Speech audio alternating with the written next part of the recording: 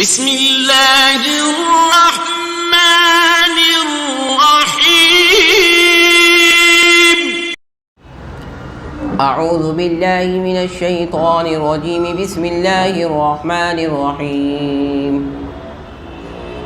ان اللہ لا یغفر ان یشرک به ویغفر ما دون ذلك لمن یشاء ومن يشرك بالله فقد ضل ضلالا بعيدا إن يدعون من دونه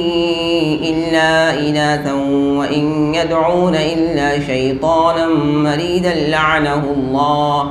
وقال لأتخذن من عبادك نصيبا مفروضا ولأضلنهم ولأمنينهم ولآمرنهم فليبتكن آذان الأنعام ولآمرنهم فليغيرن خلق الله ومن يتخذ الشيطان وليا من دون الله فقد خسر خسرانا مبينا يعدهم ويمنيهم وما يعدهم الشيطان إلا غرورا أولئك مأواهم جهنم ولا يجدون عنها محيصا والذين آمنوا وعملوا الصالحات سندخلهم جنات تجري من تحتها الأنهار خالدين فيها أبدا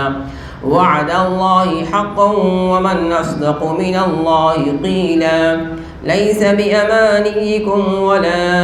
أماني أهل الكتاب من يعمل سوءا يجز به ولا يجد له من دون الله وليا ولا نصيرا ومن يعمل من الصالحات من ذكر أو أنثى وهو مؤمن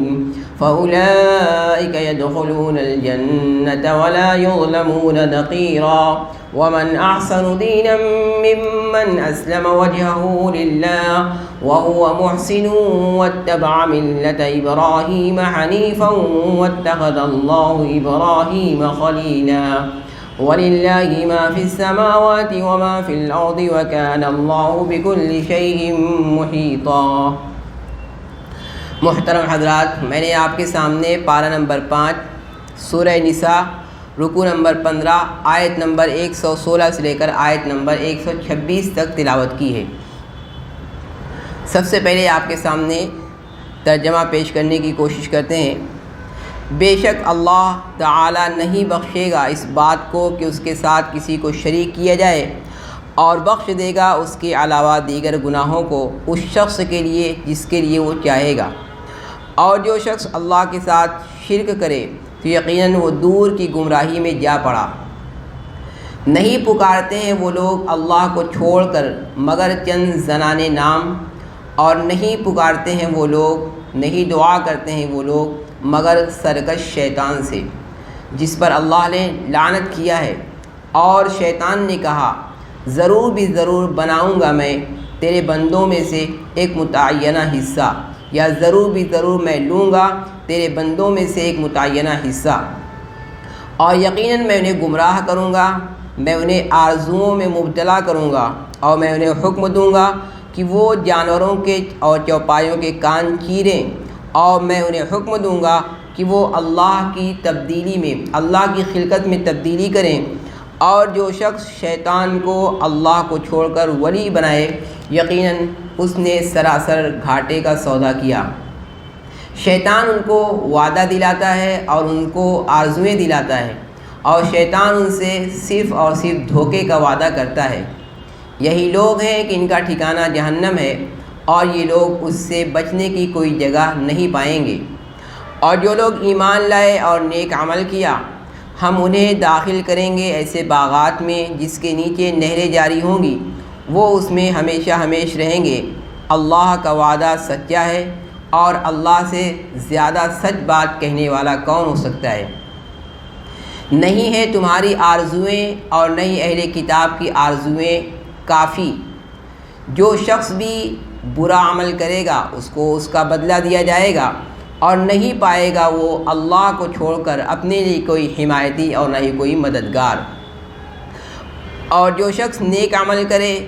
چاہے وہ مذکر ہو یا مؤنث بشرطے کہ مومن ہو تو وہی لوگ ہیں جو جنت میں داخل ہوں گے، اور ان پر کھجور کی گٹھلی کے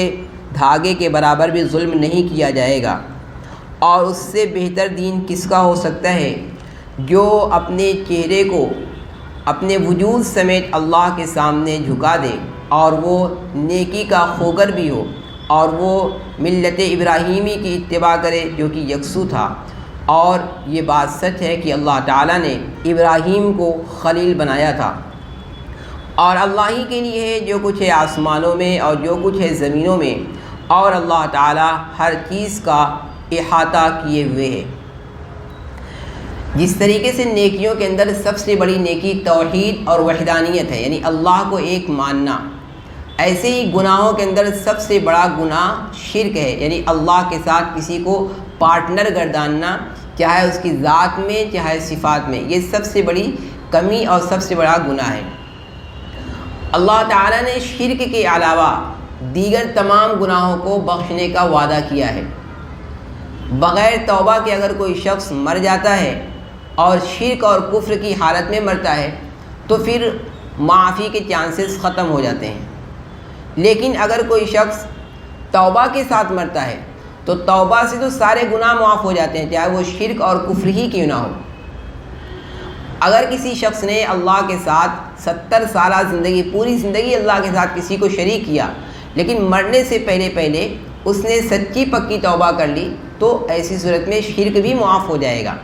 یعنی شرک، ان توبہ سے تو سینکڑوں اور ہزاروں سال کے گناہ معاف ہو جاتے ہیں، یہاں بات چل رہی ہے بغیر توبہ کے اگر کوئی شخص انتقال کرتا ہے شرک کی حالت میں تو پھر اللہ کے ہاں اس کی معافی نہیں ہے۔ اس کے علاوہ دیگر گناہ جو بھی ہوں گے اللہ تعالیٰ چاہے گا تو معاف کر دے گا اور چاہے گا تو سزا دے گا۔ اچھا، شرک کی بہت ساری قسمیں ہیں۔ ایک تو آدمی اللہ کے ساتھ کسی کو شریک گردانے، یہ بھی شرک ہے۔ اس کے علاوہ اللہ کے حبیب علیہ الصلوۃ والسلام سے سوال کیا گیا کہ سب سے بڑا گناہ کیا ہے؟ آپ نے فرمایا ان تجعل للہ ندا وہو خلقک، یہ کہ تم اللہ کے ساتھ کسی کو پارٹنر بناؤ، کسی کو شریک بناؤ جبکہ اس نے تمہیں پیدا کیا۔ اچھا، شرک کی بہت ساری چھوٹی چھوٹی قسمیں ہیں، ایسی کہ وہ جیسے کہ مثال کے طور پر اگر عورتوں کے اندر خاص طور پر زیادہ اس طریقے کی چیزیں پائی جاتی ہیں، واہیات جو چیزیں ہوتی ہیں، اگر کوئی عورت آ گئی اور اتفاق سے اسی دن کوئی عورت بیمار ہو گئی تو وہ کہے گی فلانی آئی تھی اس کی وجہ سے میں بیمار ہو گئی، میرا بچہ بیمار ہو گیا، مجھے کھانسی آنے لگی، کسی کا انتقال ہو گیا۔ یعنی دوسروں سے گویا کہ وہ یہ شرک ایسے افعال ہوتے ہیں جس کی وجہ سے انسان کے تمام اعمال جو ہے غارت ہو جاتے ہیں اور اس بات کا اسے احساس تک نہیں ہوتا کہ میں نے کیا سے کیا کر دیا۔ یہ بات بالکل برحق ہے کہ نظر بد برحق ہے، یہ تمام چیزیں ہوتی ہیں، لیکن تمام چیزوں کو، تمام نقصانات کی کڑی کو اس بات سے جوڑنا کہ فلانی آئی تھی اس وجہ سے میرا یہ کام بگڑ گیا، یہ شرک کی قسمیں ہیں، گرچہ وہ ہلکے درجے کی قسمیں ہیں، لیکن یہ شرک ایسے ہیں کہ ان سے اعمال جو ہے انسان کے غارت ہو جاتے ہیں۔ اس لیے اس آیت کریمہ نے کہا کہ شرک کے علاوہ اللہ تعالیٰ تمام گناہوں کو بخش دے گا۔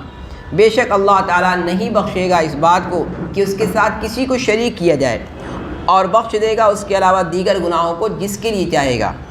اور جو شخص اللہ کے ساتھ شریک کرے وہ دور کی گمراہی میں جا پڑا۔ اگلی آیت میں یہ کہا گیا ہے کہ مشرکین مکہ جو ہے لات، منات، عزا، عائلہ، یہ چند دیگر بت ہیں جو فیمیلز ہیں، اور اسی طریقے سے وہ لوگ ملائکہ یعنی اللہ کو بھی، فرشتوں کو بھی اللہ کی بیٹیاں قرار دیتے تھے، گویا کہ ان کے بہت سارے معبودان باطلہ دیوی جو تھے وہ فیمیل تھیں۔ تو یہاں پر قرآن تذکرہ کرتا ہے کہ اگر وہ اپنے لات و منات، عزا، نائلہ سے دعا کرتے ہیں، پکارتے ہیں تو وہ صرف اور صرف چند زنانے نام ہیں، چند فیمیل نام ہیں، باقی ان کی کوئی حقیقت نہیں ہے، اور نہ ان سے دعا کرنے سے ان کا کوئی فائدہ ہونے والا ہے۔ حقیقت میں وہ لوگ تو ہے شیطان کو پکارتے ہیں، شیطان جو کہ سرکش ہے اس سے دعا مانگ رہے ہیں، جبکہ اللہ تعالیٰ نے شیطان پر لعنت بھیجی ہے۔ لعنت کا مطلب یہ کہ اللہ تعالیٰ نے اس کو اپنی رحمت سے دور کر دیا ہے۔ جب اللہ تعالیٰ نے اس کو اپنی رحمت سے دور کر دیا تو اس نے جو ہے اللہ تعالیٰ سے ایک بات کہی تھی کہ اللہ میں تیرے بندوں کو گمراہ کروں گا، تو اللہ نے کہا جا تو گمراہ کر، لیکن تو میرے نیک بندوں پر تیرا تسلط نہیں چلے گا۔ اس نے کہا تھا کہ میں ان کو گمراہ کروں گا آگے سے، پیچھے سے، دائیں سے، اور ضرور بھی ضرور میں تیرے بندوں میں سے بہت سے لوگوں کو ایک حصہ یعنی اس میں سے بنا لوں گا۔ گویا کہ جس طریقے سے میں جہنم میں جاؤں گا تو ان تمام بندوں کو بھی جہنم میں لے جا کر رہوں گا۔ اس نے یہ بات کہی تھی۔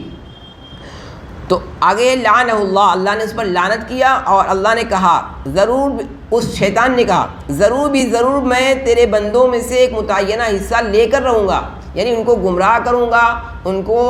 ناجائز جائز آرزویں دلاؤں گا، اور اس کے بعد ان کو جہنم میں لے کر رہوں گا۔ کیا کرے گا؟ سب سے پہلی چیز وَلَأُضِلَّنَّهُمْ، نمبر ایک میں ان کو گمراہ کروں گا۔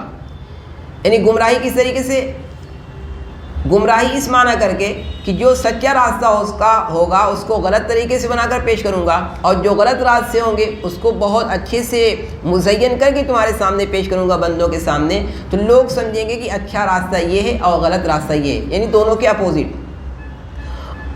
اور ان کو آرزویں دلاؤں گا۔ آرزویں دلانے کا مطلب یہ ہوا کہ میں کہوں گا کہ ابھی تو تمہاری پوری زندگی پڑی ہوئی ہے، نیکی کرنا ہے تو نیکی کر لینا بوڑھاپے کی حالت میں، ابھی تمہارے پاس بہت سارے اوقات ہیں، ابھی کام کرو اپنا جو دنیا کا کام ہے، پھر اللہ کو تو راضی کرنے کا بہت تمہیں موقع مل جائے گا۔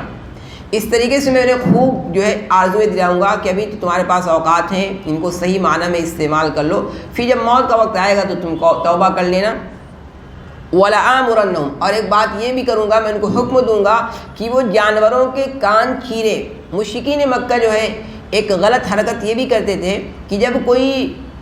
اونٹنی 5 بچہ جن دیتی اور اس کا 5واں بچہ جو ہے فیمیل ہوتا، تو ایسی صورت میں میل ہوتا، تو اس صورت میں کیا کرتے تھے، اس بچے کو کا کان کاٹ کر بتوں کے نام پر چھوڑ دیتے، یعنی نہ اس پر سواری کریں گے، نہ اس کا گوشت کھائیں گے، نہ اس کا اون حاصل کریں گے، کسی بھی طرح سے اس سے فائدہ اور مدد حاصل کرنا نہیں، یعنی فائدہ اس سے نہیں لیتے تھے، اور یہ کہتے تھے کہ یہ بتوں کے تقرب کا ذریعہ ہے۔ تو شیطان نے ان کو یہ پٹی پڑھائی تھی۔ وَلَآمُرَنَّهُمْ، اور ایک دیگر بات کہہ رہی ہیں وَلَآمُرَنَّهُمْ، شیطان کہتا ہے کہ میں ان کو حکم دوں گا کہ وہ اللہ کی خلقت میں تبدیلی کریں۔ اس کا کیا مطلب؟ مفسرین نے خلق اللہ میں تبدیلی کے 2 مطلب بیان کیے ہیں۔ پہلا مطلب یہ ہے کہ اللہ تعالیٰ نے انسان کو جس ہیئت پر پیدا کیا ہے اس ہیئت کے اندر وہ تبدیلیاں کریں گے۔ مثال کے طور پر بہت سی عورتیں اپنی دانتوں کو باریک اور مہین کراتی ہیں، یا اسی طریقے سے بہت سے لوگ نیل وغیرہ یعنی اس کو جسم کے اندر گودتے ہیں، گودنے کے بعد اس میں نیل وغیرہ اور دیگر چیزیں ڈالتے ہیں تاکہ خوبصورتی ان کو نظر آئے۔ یا اسی طریقے سے بہت سے لوگ شرکیہ کام یہ کرتے ہیں کہ کسی کی چوٹی جو ہے فلاں بابا کے نام پر چوٹی اس کو باندھ دی، یا اس کے علاوہ دیگر چیزیں بہت سے لوگ ناک کے اندر چھدواتے ہیں۔ میل یعنی لڑکے ہوتے ہیں، مذکر ہوتے ہیں، وہ اس لیے ان کے پیرنٹس کراتے ہیں کہ ان کی اولاد زندہ نہیں رہتی، ایسا کریں گے تو ان کی اولاد زندہ رہے گی۔ یہ تمام چیزیں شرکی کی قبیل سے ہیں، گویا کہ یہ اللہ کی تبدیلی میں اللہ کی خلقت میں تبدیلی کرنا ہے، اس سے منع کیا گیا ہے۔ تو پتہ چلا کہ تبدیلی جو ہے انسان اگر کراتا ہے اپنی ذات میں، اپنی تخلیق میں، تو یہ کام جائز نہیں ہے۔ لیکن اس کو سمجھنے سے پہلے یہ سمجھیے کہ یہ تبدیلی جو ہوتی ہے ہر تبدیلی مضر بھی نہیں ہے، وہ تبدیلی کا جو ڈیپینڈ ہے وہ دیکھا جائے گا فساد اور صلاح پر ہے، کہ آیا اس تبدیلی کرنے سے فساد لازم آتا ہے یا اصلاح ہوتی ہے۔ اگر اس تبدیلی سے فساد لازم آتا ہے تو ایسی صورت میں وہ تبدیلی جائز نہیں ہوگی، جیسے میں نے ان تمام چیزوں کو بتلایا۔ ایسے ہی داڑھی کا مڑانا، یہ بھی خلق اللہ کے اندر تبدیلی کرنا ہے، تو یہ بھی اس میں شامل ہے، کیونکہ اس سے فساد لازم آتا ہے۔ اور اگر اس کے اپوزٹ ہو، فساد نہیں بلکہ اصلاح مقصود ہے، یعنی جیسے کہ داڑھی کا جو مسنون بال ہے ایک مشت، اس کے بعد سے زائد بالوں کو تراشنا، یہ چیزیں، اسی طریقے سے ناخن بڑھ گئے ہیں، ناخن کا کاٹنا، گرچہ یہ اللہ کی خلقت میں تبدیلی ہے لیکن اس سے فساد نہیں بلکہ اصلاح مقصود ہے، لہذا یہ چیز جائز ہوگی۔ تو پتہ چلا کہ تبدیلی مطلقاً منع بھی نہیں ہے، مطلقاً کرنا بھی نہیں ہے، دیکھا یہ جائے گا کہ فساد اور اصلاح کا اس پہ ڈپینڈ کیسا ہے۔ ایسے ہی ختنہ کرانا، یہ بھی اصلاح پر مقصود ہے۔ اس کے علاوہ اگر فساد لازم آتا ہے تو پھر اس صورت میں تبدیلی پیدا کرنا اور کسی بھی قسم کی حرکت اس طریقے سے کرنا یہ جائز نہیں ہوگا۔ ایک تبدیلی کا مطلب یہ ہوا۔ دوسرا مطلب یہ ہے کہ اللہ تعالیٰ نے ہر بندے کو فطرت اسلام پر پیدا کیا ہے، صحیح سوچ، صحیح اخلاق، صحیح روش کے ساتھ۔ اب اگر کوئی شخص اللہ نے اس کو اچھے اخلاق کے ساتھ توحید پر پیدا کیا، اب وہ وحدانیت کو چھوڑ کر بت پرستی کو اختیار کرتا ہے، شرک پرستی کو اختیار کرتا ہے، تو اس صورت میں وہ گویا کہ اللہ کی خلقت میں تبدیلی کر رہا ہے۔ تو میں ان کو گمراہ کروں گا اور میں انہیں آرزوؤں میں مبتلا کروں گا، اور میں انہیں حکم دوں گا کہ وہ جانوروں کے کان چیریں، اور میں انہیں حکم دوں گا کہ وہ اللہ کی خلقت میں تبدیلی پیدا کریں۔ اور جو شخص بھی شیطان کو دوست بنانے اللہ کو چھوڑ کر، تو یقیناً اس نے کھلے گھاٹے کا سودا کیا۔ یعیدہم، شیطان ان کو وعدہ کرتا ہے یا ان کو ڈراتا بھی ہے، اور اس کا دوسرا مطلب ہے شیطان ان کو وعدے دلاتا ہے، یہ کر لو تمہیں یہ فائدہ ہو جائے گا۔ وَيُمَنِّيهِمْ، اور ان کو تمناؤں میں مبتلا کرتا ہے، جبکہ حقیقت میں شیطان جو بھی ان سے وعدے کرتا ہے وہ صرف اور صرف دھوکے کا وعدہ ہے۔ ان لوگوں کا ٹھکانہ جہنم ہے، اور یہ اس سے بچنے کی کوئی جگہ نہیں پائیں گے۔ آیت نمبر 122، اس آیت کا بیک گراؤنڈ اور پس منظر یہ ہے، حضرت ابن عباس رضی اللہ تعالیٰ عنہ فرماتے ہیں کہ ایک مرتبہ کچھ مسلمان، کچھ یہودی اور کچھ کرسچنز نصرانی لوگ ایک جگہ جمع ہوئے۔ یہودی نے کہا کہ جنت میں صرف ہم لوگ جائیں گے، کیونکہ ہمارے نبی حضرت موسیٰ علیہ السلام سب سے افضل نبی ہیں، اور اس کے بعد ہم لوگ انبیاء علیہ السلام کی اولاد میں سے ہیں، لہذا جنت میں صرف ہم لوگ جائیں گے۔ نصرانی اور کرسچن نے کہا کہ ہم لوگ صرف جنت میں جائیں گے کیونکہ حضرت عیسیٰ علیہ السلام نعوذ باللہ بقول اللہ کے بیٹے ہیں، اور ایسے ہی حضرت عیسیٰ علیہ السلام ہمارے گناہوں کی طرف سے کفارہ بن کر سولی پر چڑھ گئے ہیں، لہذا ہم ہی جنت میں جائیں گے۔ مسلمان نے کہا کہ ہم لوگ صرف جنت میں جائیں گے کیونکہ ہم لوگ آخری نبی کے آخری امتی ہیں، اور ہمارے نبی تمام انبیاء علیہ السلام کے سردار ہیں۔ اس وقت یہ آیت کریمہ نازل ہوئی کہ دیکھو، صرف زبانی دعوے آدمی اگر کرتا ہے تو زبانی دعوے سے کسی کا کوئی فائدہ ہونے والا نہیں ہے۔ نہ تو زبانی دعوے سے مسلمان جنت میں جائے گا، نہ یہودی و کرسچن۔ اس کے لیے تو اعمال صالحہ کرنے پڑیں گے۔ اگر کوئی شخص صحیح اعتقاد اور صحیح عقیدے کے ساتھ نیک عمل کرتا ہے تو وہ جنت میں جائے گا، صرف مسلمان ہونے سے،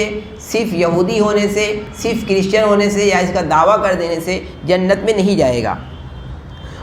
اور جو لوگ ایمان لائے اور نیک عمل کیا، عنقریب ہم انہیں داخل کریں گے ایسے باغات میں جس کے نیچے نہریں جاری ہوں گی، وہ اس میں ہمیشہ ہمیش رہیں گے۔ یہ اللہ کا وعدہ برحق ہے، اور اللہ سے زیادہ سچی بات کہنے والا کون ہو سکتا ہے؟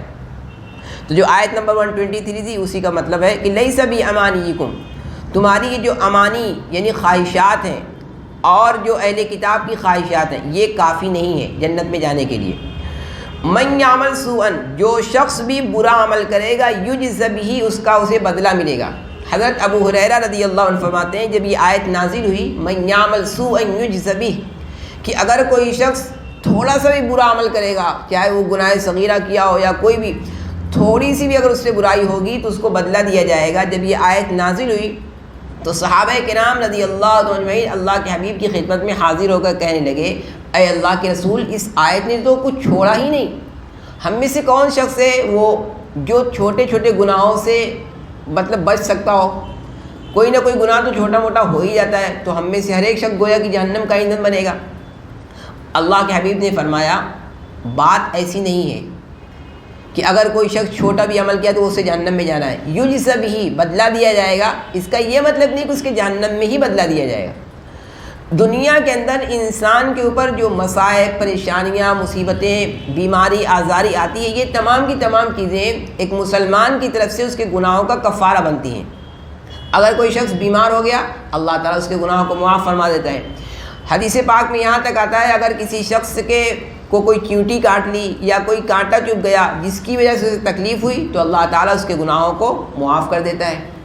یہاں تک کہ اگر کوئی شخص اپنے ایک جیب میں ہاتھ ڈالتا ہے تاکہ وہاں سے کوئی چیز نکالے اور پتہ چلا کہ وہ چیز اس جیب میں نہیں ہے، دوسرے جیب میں ہے، تو اس کو جو یہ تکلیف پہنچی اس کی وجہ سے بھی اللہ اس کے گناہوں کو معاف کر دیتا ہے۔ تو یہاں پر جو مطلب ہے کہ جو شخص من یعمل سوءا، جو شخص بھی کوئی برا عمل کر لے تو یجز بہ، اس کو بدلہ دیا جائے گا، یعنی اس کا بدلہ ضروری نہیں ہے کہ کل قبر میں اور آخرت میں ملے۔ اس کا بدلہ دنیا میں بھی ہوتا رہتا ہے اور اس کے گناہ معاف ہوتے رہتے ہیں، اور وہ شخص نہیں پائے گا اپنے لیے اللہ کو چھوڑ کر کوئی حمایتی اور نہ ہی کوئی مددگار۔ ولی اور نصیر میں فرق یہ ہے، ولی کہتے ہیں وہ شخص کو جو اپنے قول اور اپنے الفاظ کے ذریعے کسی کی مدد کرے، اور نصیر کہتے ہیں وہ شخص جو اپنے مال کے ذریعے یا اپنے کسی اور چیز کے ذریعے اس کی مدد کرے۔ تو کل قیامت کے دن کوئی شخص بھی کوئی حمایتی نہیں پائے گا کہ کوئی بندہ اللہ کے بالمقابل اللہ کے سامنے اپنے الفاظ سے کسی کی مدد کر سکے۔ وَمَنْ يَعْمَلْ مِنَ الصَّالِحَاتِ، اور جو شخص بھی نیک عمل کرے چاہے وہ مذکر ہو یا مؤنث، بشرطے کہ وہ مومن ہو، تو وہی لوگ جنت میں داخل ہوں گے اور ان پر ظلم نہیں کیا جائے گا۔ نقیرہ، نقیر کہا جاتا ہے، کھجور کی گٹھلی ہوتی ہے، گٹھلی کے بیچ میں جو ہے ایک دھاگا پڑا ہوتا ہے پتلا سا دبلا سا، اس کو بولتے ہیں نقیر۔ مطلب یہ ہوا کہ ان لوگوں پر ذرہ برابر بھی جو ہے ظلم نہیں کیا جائے گا، یعنی ایسا نہیں ہوگا کہ نامہ اعمال لکھنے والے فرشتوں نے نیکی کے بجائے بدی برائی لکھ لی ہو، یا یہ کہ اس نے چھوٹی برائی کی ہو بڑی برائی لکھ لی ہو، یا یہ کہ اس کی نیکیوں کو کم کر دیا جائے، کسی بھی طرح کا جو ہے ظلم وہاں پر نہیں ہوگا۔ اور اس سے بہتر دین کس کا ہوگا؟ جو فرما برداری اختیار کرے، یعنی اپنے چہرے سمیت، چہرہ یہ تو سب سے زیادہ شرف والا حصہ ہے، جب آدمی اپنے چہرے سمیت تمام باڈی کو اللہ تعالیٰ کے حوالے کر دے اور وہ نیکوکار بھی ہو اور ملت ابراہیمی کی پیروی کرے۔ ملت ابراہیمی حضرت ابراہیم علیہ السلام کی ملت کے ہر ایک جو ہے دعوے دار تھے۔ یہودی بھی کہتے تھے کہ ہم ملت ابراہیمی کو فالو کرتے ہیں، کرسچن بھی کہتے ہیں اور امت محمدیہ بھی کہتی ہے، جبکہ حقیقت میں حضرت ابراہیم علیہ السلام کی ملت جو بالکل توحید پر مشتمل تھی، سب سے زیادہ قریب اگر کوئی امت ہے تو وہ امت محمدیہ ہے، یعنی قربت کے لحاظ سے، توحید کے لحاظ سے۔ یہاں تک کہ حضرت مولانا شاہ عبدالعزیز صاحب رحمہ اللہ نے لکھا ہے کہ 40 مثالیں بلکہ 40 احکام اور مسائل وہی یوں کہ تو ہیں جو ملت ابراہیمی میں تھے۔ وَاتَّخَذَ اللَّهُ إِبْرَاهِيمَ خَلِيلًا، اور اللہ تعالیٰ نے ابراہیم کو اپنا خلیل بنایا، اور اللہ ہی کے لیے وہ تمام چیزیں جو آسمانوں میں ہیں اور جو زمینوں میں ہیں، اور اللہ تعالیٰ ہر چیز کا احاطہ کرنے والا ہے۔ آیت نمبر 127، اس میں جو ایک مسئلے کی طرف اشارہ ہے، اور یہ بات پہلے بھی آ چکی ہے کہ عرب کے اندر عرب کے لوگ جو ہے وہ فیمیل کو، لڑکیوں کو وراثت میں حصہ نہیں دیتے تھے۔ وہ ان کا یہ ماننا تھا کہ وراثت کے مستحق وہ لوگ ہیں جو جنگ کرتے ہیں یا جنگ کے اندر چل کر دفاع کرتے ہیں، ڈیفنس کرتے ہیں یا اٹیک کرتے ہیں، لہذا عورتوں کو وہ لوگ وراثت سے بالکلیہ محروم کر دیتے تھے۔ جب شروع کے اندر سورہ نساء کی ابتدائی آیتیں نازل ہوئی جس میں عورتوں کو ان کا حق میراث دینے کی بات کہی گئی، تو چونکہ پہلے سے ایک بات ذہن میں چلی آ رہی تھی کہ عورتوں کا وراثت میں کوئی حق نہیں ہوتا، تو بعض صحابہ کرام رضی اللہ اجمعین جو ہے یہ سوچنے لگے ہو سکتا ہے آگے چل کر یہ حکم منسوخ ہو جائے اور عورتوں کا جو وراثت میں حصہ ہے وہ ختم ہو جائے۔ یعنی یہ بات ان کا ذہن قبول کرنے کو آمادہ ہی نہیں تھا کہ عورتوں کو بھی وراثت میں حصہ مل سکتا ہے، لہذا وہ بہت دنوں تک تو اس پس و پیش میں رہے، ہو سکتا ہے آگے چل کر یہ حکم منسوخ ہو جائے۔ بلکہ بعض لوگ عورتوں کے متعلق معلوم بھی کرنے آنے لگے، تو اس وقت جو ہے یہ آیت کریمہ نازل ہوئی، وَيَسْتَفْتُونَكَ فِي النِّسَاءِ، لوگ آپ سے فتویٰ طلب کرتے ہیں، مراد مسئلہ معلوم کرتے ہیں عورتوں کو اس سلسلے میں، کہہ دیجئے قُلْ اللہ یفتیکم فیہن وما یتلی علیکم فی الکتاب فی یتامی النساء اللاتی لا تؤتونہن ما کتب لہن وترغبون ان تنکحوہن والمستضعفین من الولدان۔ اللہ تمہیں فتویٰ دیتا ہے، مراد اللہ تمہیں مسئلہ بتاتا ہے ان عورتوں کے سلسلے میں، اور قرآن کی وہ آیتیں جو تم پر پڑھی جا رہی ہیں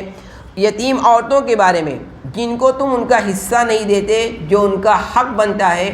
اور تم یہ چاہتے ہو کہ تم ان سے نکاح کرو، اور کمزور بچوں کے بارے میں بھی اللہ تاکید یہ حکم دیتا ہے، اور یہ کہ تم یتیموں کے ساتھ انصاف کا معاملہ کرو۔ کیا مطلب؟ یعنی یتیم عورتیں جب ہوتی تھی تو اب یتیم لڑکی کا باپ مر گیا تو ایسی صورت میں اس کا چچا اس کا ذمہ دار رسپانسبل کفیل ہوا۔ اب کرتے کیا تھے چچا لوگ کہ اپنی بھتیجی کا نکاح اگر وہ خوبصورت ہوتی تھی تو اپنے بچے کے ساتھ کر دیتے تھے، اگر وہ حسن و جمال سے متصف نہ ہوتی تھی اور مالدار ہوتی تھی تو ایسی صورت میں کرتے کیا تھے، کسی اور سے بھی نکاح نہیں کرتے تھے، اپنے بچے سے بھی نکاح نہیں کرتے تھے، کیونکہ کسی اور سے نکاح کریں گے تو وہ اپنا مال دھن دولت لے کر چلی جائے گی، ان کو کچھ نہیں ملے گا، اس لیے اس کا نکاح ہی نہیں کرتے تھے۔ خوبصورت ہوتی تھی تو خود نکاح کر لیتے تھے اپنے بچے کے ساتھ، تاکہ مہر وغیرہ جو دینا پڑے وہ ہمیں دینا نہ پڑے، یا جو اس کا حق مہر کا بنتا ہے اس سے اتنا نہ دینا پڑے، کچھ کم دینا پڑے۔ ہر لحاظ سے اس کا جو ہے وہ اس ایکسپلوٹیشن جس کو بولتے ہیں استحصال کرتے تھے، خود بھی نکاح نہیں کرتے تھے اگر خوبصورت نہیں ہوتی تھی، اور خوبصورت ہوتی تو نکاح کر لیتے تاکہ پورا پیسہ ان کے پاس رہے۔ تو قرآن نے ان کو اس حرکت سے منع کیا۔ اور اگلی آیت میں کہا وَأَن تَقُومُوا لِلْيَتَامَى بِالْقِسْطِ، اور تم یتیموں کے ساتھ انصاف کا معاملہ کرو۔ وَمَا تَفْعَلُوا مِنْ خَيْرٍ، جو کچھ بھی تم بھلائی کرو گے تو بے شک اللہ تعالیٰ اس کو جاننے والا ہے۔ آیت نمبر 128 میں یہ کہا گیا ہے کہ اگر کسی عورت کو یہ اندیشہ ہے کہ اس کا شوہر اس سے نشوز کرے گا، نشوز کا مطلب ہوتا ہے نافرمانی کرنا، اس کے جائز حقوق کو بھی نہ ادا کرے، اگر کسی عورت کو اس بات کا اندیشہ ہو جائے یا یہ اندیشہ ہو کہ شوہر اس سے جو ہے اعراض کر رہا ہے، بے اعتنائی برت رہا ہے، لاپرواہی کر رہا ہے، تو اس صورت میں کیا ہے، میاں بیوی دونوں کے لیے اس بات میں کوئی حرج نہیں ہے کہ وہ آپس میں اتفاق کریں، کسی بات پر صلح کریں۔ صلح کا مطلب یہاں پر یہ ہے کہ عورت یہ سوچ رہی ہے کہ شوہر جو ہے وہ نشوز نافرمانی کر رہا ہے، میرے حقوق کو ادا نہیں کر رہا ہے، تو اس صورت میں اس کے سامنے ایک آپشن ہے، وہ آپشن یہ ہے کہ وہ اپنے کچھ حقوق کو معاف کر دے۔ مثال کے طور پر جب عورت گھر میں آتی ہے شوہر کے، تو شوہر کے ذمے یہ بنتا ہے کہ وہ اس کا نان و نفقہ ادا کرے، اس کے ساتھ جو ہے خیر خواہانہ رویہ اختیار کرے، اسی کے ساتھ ساتھ اس کا خرچہ وغیرہ دے، باری کا لحاظ کرے۔ اب اگر عورت یہ دیکھتی ہے کہ شوہر مجھ سے اعراض کر رہا ہے، تو اب ایسی صورت میں وہ کہے شوہر سے کہ میرا آپ پر جو حق بنتا ہے میں اس حق کو پورا معاف کرتی ہوں یا کچھ معاف کر دیتی ہوں۔ مثال کے طور پر میرا مہر 10,000 تھا، آپ نے ابھی تک مہر نہیں دیا، چلیے میں نے 5,000 معاف کر دیا، ایک صورت یہ۔ نان و نفقہ کے اندر جو خرچہ آپ مجھ کو دیتے تھے 2,000 روپے منتھلی، اب آپ مجھے کو 1,000 دیجیے، یا بالکلیہ میں نے معاف کر دیا۔ یا ایسے ہی کیا بولتے ہیں باری کے اندر ضروری تھا، میں نے باری کے اندر سے اپنے کچھ حصے معاف کر دیے۔ تو اگر عورت اور شوہر کے درمیان میں اس طریقے کی بات ہو جائے، ناچاکی ہونے کو ہو، اور بیوی اس کو محسوس کرے، تو چاہیے کہ وہ اپنے کچھ حقوق کو معاف کر دے۔ ہو سکتا ہے شوہر اس کو جب یہ حقوق معاف کر دے تو اپنے نکاح میں برقرار رکھنے پر راضی ہو جائے، کیونکہ اس کے لیے ایک مسئلہ بنا ہوا تھا، اس لیے وہ عورت چاہتی ہے، کیونکہ عورت کے سامنے مان لیجیے عورت بوڑھی ہو چکی ہے،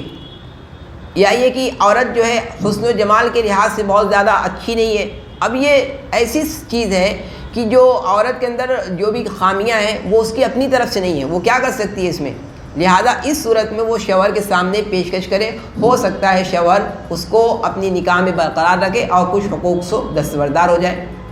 اس آیت میں یہاں کہا گیا ہے، لیکن اس سے ظاہری طور پر یہ سمجھ میں آتا ہے کہیں یہ رشوت تو نہیں ہے کہ بیوی جو ہے شوہر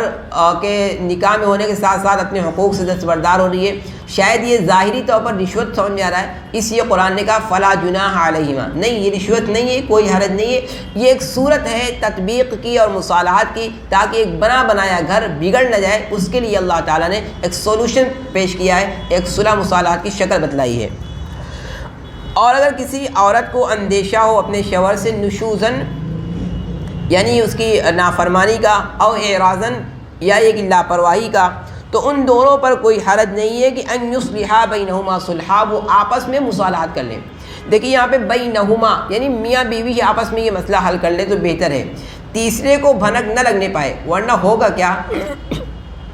ہو سکتا ہے تیسرا شخص جو ہے ان کے درمیان میں آ کر مصالحات کی بات تو نہیں، افتراق کی بات کر دے، اور یہ بھی پاسبل تو ہے ہی بلکہ شیور بھی ہے کہ ایسی صورت میں میاں بیوی کے جو عیوب ہیں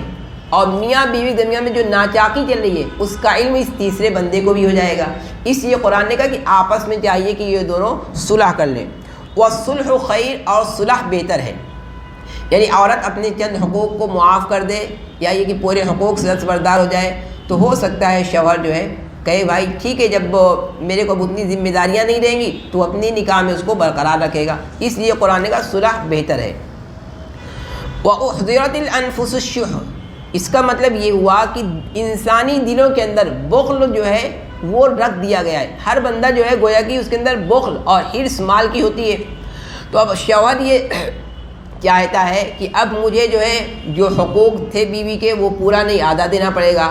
یا اسی طریقے سے مہر مجھے پورا دینا تھا اب آدھا دینا پڑے گا، اسی طریقے سے نان و نفقہ کے اندر مجھے کمی دینی پڑے گی۔ تو اب جو ہے شوہر ہو سکتا ہے اس کی طرف آمادہ ہو جائے اور کہے ٹھیک ہے تم میرے نکاح میں رہ سکتی ہو۔ یا اس کے علاوہ عورت کا مسئلہ ہے کہ عورت یہ سوچتی ہے کہ اگر اس نے مجھے چھوڑ دیا تو میں کہاں جاؤں گی، اگر اس نے مجھے طلاق دے دیا، اسے اپنے بچے کا اندیشہ ہے کہ میرے بچے کہاں جائیں گے۔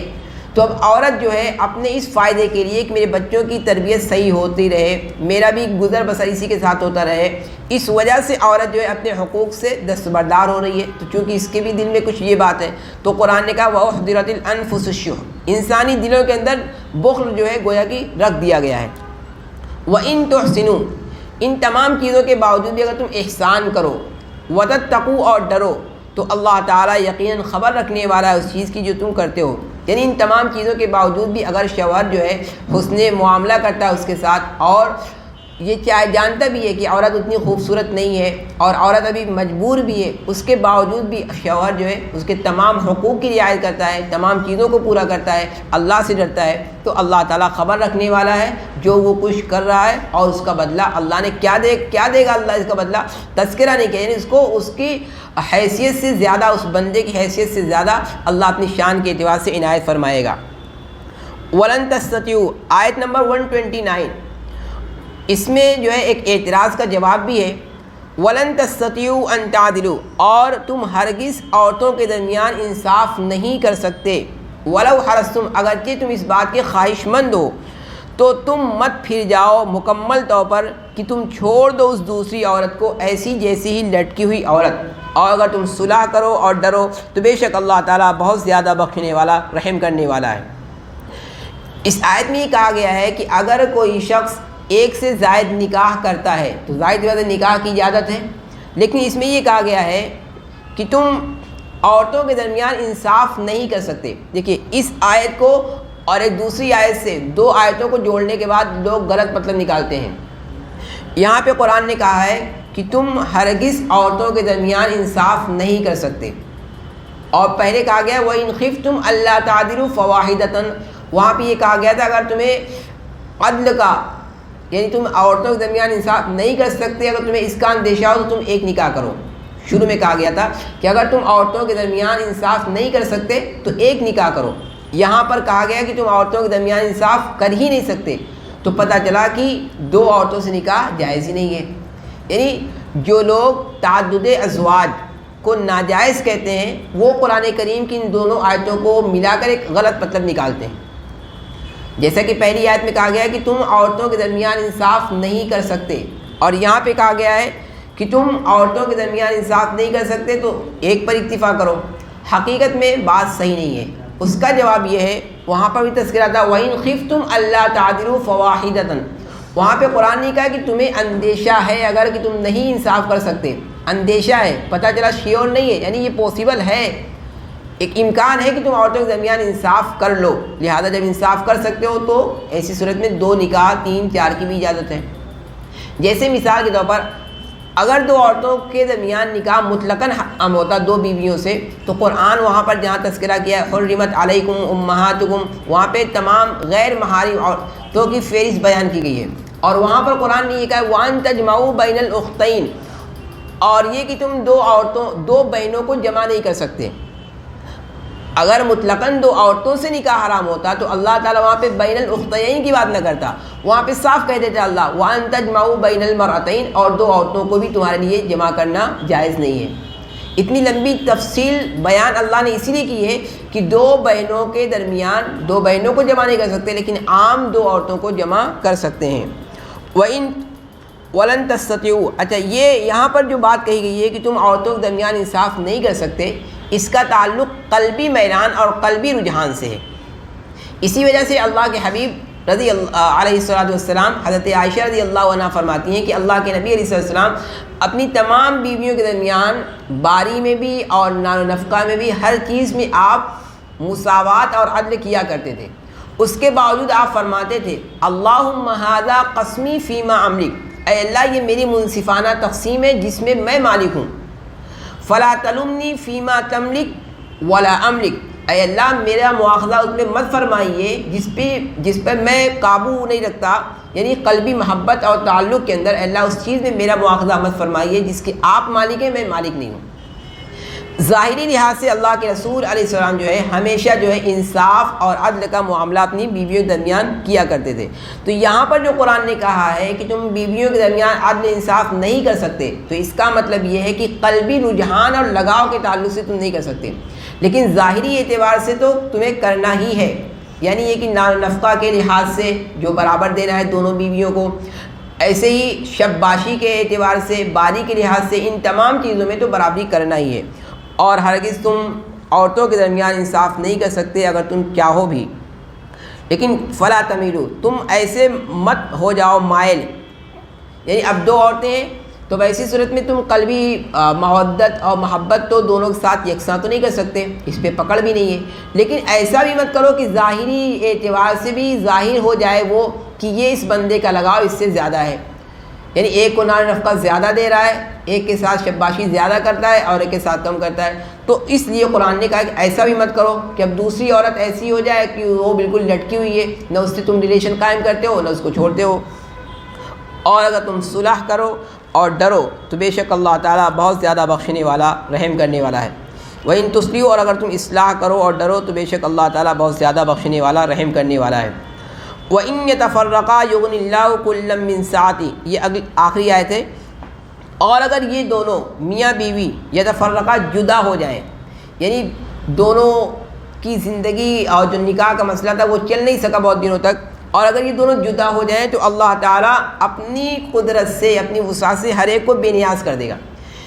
جس طریقے سے ایک لڑکی جب اس کا نکاح نہیں ہوا تھا اللہ تعالیٰ نے اس کا انتظام فرمایا، اس کا خاوند مل گیا. اب مان لیجیے سال 2 سال دونوں کا نکاح چلا، پھر ایسی گھڑی آ گئی کہ اب دونوں کے لیے پاسبل ہی نہیں ہے کہ زندگی کی رسی کو اور آگے کھینچ سکیں. ہندوازم کے اندر اور عیسائیزم کے اندر، کرسچنزم کے اندر، وہاں پر کیا ہے کہ وہ طلاق کا کوئی سسٹم ہی نہیں ہے. چنانچہ جب طلاق کا سسٹم نہیں ہے تو جس کی وجہ سے آئے دن عورتیں جو اپنے آپ کو جلا لیتی ہیں، ہلاک کر لیتی ہیں، سوسائڈ کر لیتی ہیں. یہ تو مذہب اسلام ہے جس نے طلاق کا ایک بہترین نظام بھی دیا ہے. گرچہ ابغض المباحات یا طلاق عند اللہ کہا گیا ہے کہ تمام جائز چیزوں میں، حلال چیزوں میں سب سے زیادہ ناپسندیدہ چیز طلاق ہے. لیکن ایک وقت آتا ہے کہ بسا اوقات آدمی کو ضرورت پڑتی ہے طلاق کی، کہ جہاں پر عورت کے لیے بھی بہتر ہے اور مرد کے لیے بھی بہتر ہے، اس کے بنسبت کہ آدمی اور عورت کی زندگی جو ہے جہنم بن جائے. تو اللہ یہاں پر یہ کہتا ہے کہ وَإِن يَتَفَرَّقَا، اگر دونوں کی اپنا جو نکاح کا جو منصب ہے اس کو آگے تک نہیں لے سکتے، یتفرقا دونوں جدا ہوتے ہیں، تو اللہ تعالیٰ اپنے فضل سے بے نیاز کر دے گا. یعنی شوہر کو دوسری بیوی مل جائے گی اور عورت کو دوسرا خاوند مل جائے گا. اللہ تعالیٰ اپنی قدرت سے اس چیز کو پیدا کر دے گا، اور اللہ تعالیٰ بڑی وسعت والے، بڑی حکمت والے ہیں. اللہ رب العزت مجھے اور آپ کو ان تمام باتوں کو صحیح طور پر سمجھنے اور اس پر عمل کرنے کی توفیق عطا فرمائے.